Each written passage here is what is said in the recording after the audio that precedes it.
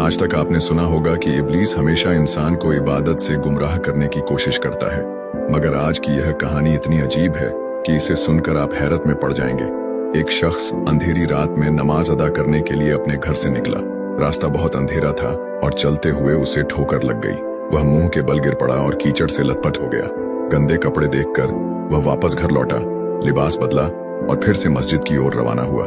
अभी कुछ ही कदम चला था कि उसे दोबारा ठोकर लगी और वह फिर गिर पड़ा, मगर उसकी हिम्मत कम न हुई। वह फिर घर लौटा, कपड़े बदले और एक बार फिर मस्जिद की ओर बढ़ा। इस बार जब वह घर से बाहर निकला तो दरवाजे पर एक अजनबी खड़ा था, जिसके हाथ में एक चमकता हुआ चिराग था। अजनबी चुपचाप उसके आगे आगे मस्जिद की तरफ चल पड़ा। चिराग की रोशनी में इस बार रास्ता साफ नजर आ रहा था और वह बिना किसी मुश्किल के मस्जिद पहुंच गया। मस्जिद के दरवाजे पर वह अजनबी ठहर गया और नमाजी अंदर चला गया।